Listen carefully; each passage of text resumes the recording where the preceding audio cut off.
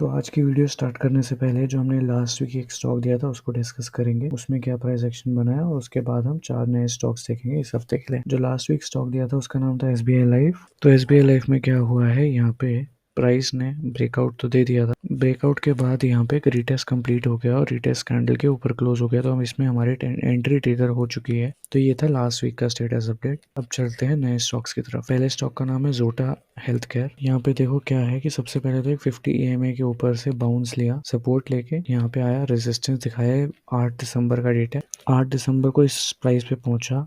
दिसंबर, जनवरी और फरवरी ऑलमोस्ट 3 ढाई 3 महीने ब्रेकआउट करने की कोशिश की। अब यहाँ पे 50 EMA से फिर से सपोर्ट लेके आया और फाइनली इसने ब्रेकआउट दे दिया है। अब ब्रेकआउट देने के बाद हम देखो एनालिसिस समझने की कोशिश करो कैसे करना है। सबसे पहले तो हमने देखा कि ये जो स्ट्रॉन्ग पॉइंट है ना, यहाँ पे इसको बार बार रेजिस्टेंस मिल रहा था, विच मीन्स यहाँ पे सेलर्स ज्यादा थे, बट फाइनली बायर्स ने ओवरकम करके इसको दे दिया ब्रेकआउट। अब हम यहाँ पे देखेंगे कि आने वाला रेजिस्टेंस क्या हो सकता है इसके ऊपर, तो उसके लिए हम इस पे जाएंगे वीकली टाइम फ्रेम पे। वीकली टाइम फ्रेम पे देख के पता लगता है कि जो प्राइस है ऑलरेडी ऑल टाइम हाई पे है। ऑल टाइम हाई स्टॉक्स पे आपको एज ए कॉशन ट्रेड करना है, और सिंस ये ऑलरेडी मूव 11% के साथ देके गया है, तो इसमें आपको अभी एंट्री नहीं लेनी है। इसमें आपको वेट करना है एक पोटेंशियल रिटेस्ट का, बिकॉज अगर आप अभी एंट्री लेंगे तो आपका जो स्टॉप लॉस हो जाएगा वो 11% का हो जाएगा। आपको वेट करना है कि आपका एंट्री स्टॉप लॉस अराउंड 3 से 4% का हो। और आप टारगेट कैसे डिसाइड करते हैं, यूजुअली इन केसेस में क्या होता है कि या तो 3 तरीके से हम टारगेट डिसाइड करते हैं। पहला होता है कि आप कोई भी जो नियरेस्ट रेजिस्टेंस है उसके हिसाब से टारगेट देखते हैं, दैट्स वन। सेकेंडली, जितना परसेंट एक कंसोलिडेशन में टाइम स्पेंड करता है उतना ही परसेंट आप टारगेट ले लेते हो। तीसरा होता है एज अ स्विंग ट्रेडर, आप यूजुअली अगर 3 से 4% का स्टॉप लॉस रख रहे हो तो 1:2 का टारगेट रख लेते हो, यानी कि 1:2 के हिसाब से अगर 4% का स्टॉप लॉस है तो 8% का टारगेट हो जाता है। तो इस केस में अगर 3 से 4% का अगर आप यहाँ पे स्टॉप लॉस रख रहे हो तो आपका जो टारगेट हो जाएगा अराउंड 8 से 10% का हो जाएगा as a swing trader, which is very good. Next stock की तरफ चलते हैं, तो इसका नाम है महिंद्रा लाइफ स्पेस। यहाँ पे क्या है, देखो यहाँ पे ना सबसे पहले तो प्राइस 50 EMA से नीचे गया, इस जोन से सपोर्ट लिया, उसके बाद ये कॉन्स्टेंटली 50 EMA के साथ साथ प्राइस ट्रेल हो रहा है। इसका मतलब जैसे प्राइस ऊपर जाता जा रहा है वो 50 EMA के ऊपर सपोर्ट लेता जा रहा है, बट फाइनली ना यहाँ पे इसने अपना सितंबर का जो हाई रेजिस्टेंस था वो इसमें ब्रेक कर दिया, विच मीन्स इसमें एक बुलिश मोमेंटम आई है। प्राइस 50 और 200 मूविंग एवरेज के ऊपर है, which is a positive sign. Volume exponentially high है, which is again a positive sign. अब हम देखेंगे रेजिस्टेंस क्या हो सकता है आने वाला जिसपे टारगेट एक्सपेक्ट करेंगे। तो पहले जाएंगे वीकली पे। ये भी जो स्टॉक है अपना ऑल टाइम हाई पे ट्रेड कर रहा है, और मंथली पे चेक कर लेते हैं। नहीं, मंथली पे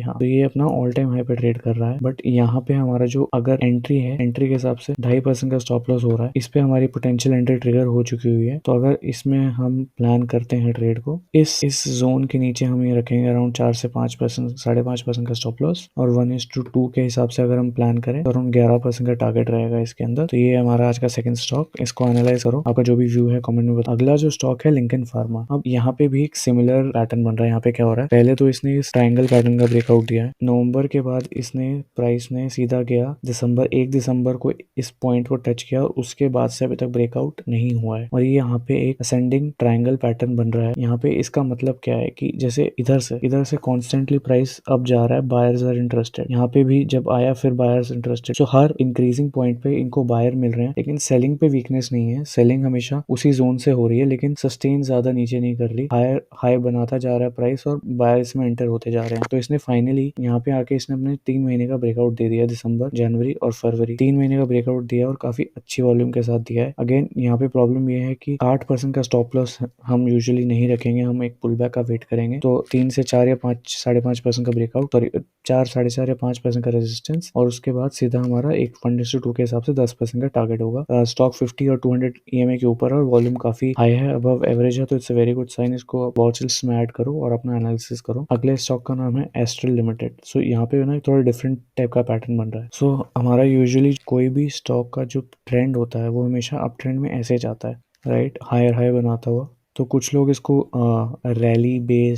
रैली बोलते हैं, कुछ लोग इसको बुलिश कंटिन्यूएशन पैटर्न बोलते हैं। बेसिकली इसमें होता क्या है, ये एक रैली आई, रैली आने के बाद ये थोड़ा सा यहाँ पे बेस आया, विच में थोड़ा सा करेक्शन हुआ या पुल बैक आया, राइट। सो इसको हम बुलिश कंटिन्यूएशन भी बोल सकते हैं, इसको रैली बेस रैली भी बोल सकते हैं। इसमें पहली एक रैली आ गई, फिर उसके बाद थोड़ा सा पुल बैक आया, फिर उसके बाद रैली आई, फिर ये उसके बाद फिर से यहाँ पे बेस आया, फिर से यहाँ पे रैली आई। तो एक हायर हाई बनाता हुआ जा रहा है। इसको बुलिश कंटिन्यूएशन बोलते हैं सिंपलर टर्म में। आप इसको रैली बेस रैली या बुलिश कंटिन्यूएशन कुछ भी बोल सकते हैं। तो यहाँ पे देखो क्या है ना, यहाँ पे एक बहुत अच्छी रैली आई, यहाँ से स्टॉक 1500 से सीधा 2000 का हो गया। अब 2000 का होने के बाद इसने अगस्त, सितंबर, अक्टूबर, नवंबर, दिसंबर, जनवरी, फरवरी ऑलमोस्ट 6 महीने इस फेज में कंसोलिडेशन दिया है। कंसोलिडेशन देने के बाद फाइनली यहाँ से ब्रेकआउट आया, और जब भी इसने कंसोलिडेशन दिया है या तो 50 या तो 200, इस दो मूविंग एवरेज के पास इसने स्ट्रॉन्ग सपोर्ट लिया है। या अब यहाँ पे क्या हुआ है, यहाँ पे इस पहले इसने इसको ब्रेकआउट दिया है सपोर्ट को 50 EMA को, और ब्रेकआउट देने के बाद रीटेस्ट लेके वापस गया, फिर कंसोलिडेशन देके गया। इस केस में क्या है, 5.5% ऑलरेडी मूव देके गया है। तो पोटेंशियल अच्छी एंट्री है यहाँ पे। अगर हमारी डे एंड पे अगर आप एंटर कर चुके हैं तो इसको होल्ड कर सकते हैं अराउंड 1:2 टारगेट के लिए। बट इस केस में अगर आप स्टैंडर्ड